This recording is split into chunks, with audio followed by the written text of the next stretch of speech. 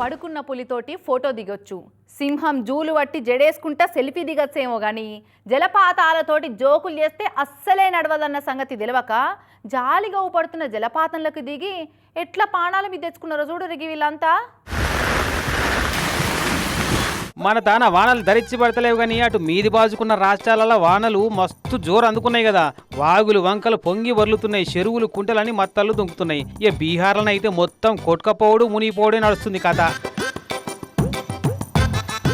కొండలు గుట్టల మీదకెళ్ళి జలపాతాలు గలగల దుంకుతున్నాయి. ఇక జలపాతాలంటే ఎవరికి ఇష్టం ఉండదు చెప్పుర్రి. గటనే మొన్న ఐతారున్నాడు సెలవు ఉంది కదా అని దోస్తులు కలిసి జలపాతం కాడికి పోయిరట. మరి పోయిన వాళ్ళు దూరంకి వెళ్ళి చూసినామా, 4 సెల్ఫీలు దిగినామా అన్నట్టు చేయాలి కదా. కానీ ఆ జలపాతంలో దిగి ఎంజాయ్ చేయబోయారు. ఇక చూడు ఎంత డేంజర్ అయిందో.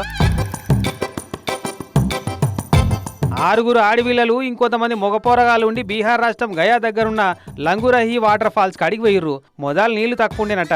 ఇక లోపటి దిగి ఎంజాయ్ చేసుడు పెట్టిర్రు.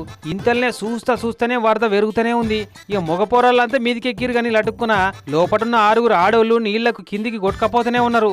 ఇట్లకెళ్ళి 3 కాపాడిరు. అటుపక్క పోయిన ఆమె చిన్నగా మెల్లగా రాళ్ళు పట్టుకొని 2 గుంజంగా మీదికి ఎక్కింది.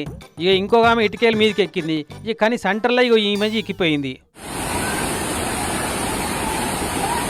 అప్పటికే నీళ్ళరు కూడా ఇంకింత ఎక్కువైంది. అయినా బిగ్గత పట్టుకుంది కాబట్టి సరిపోయింది. ఇక అంతల్నే అక్కడ రెస్క్యూ టీం వాళ్ళు వచ్చి వాళ్ళంతా కూడా తాడేసి గుంజి కాపాడిరట.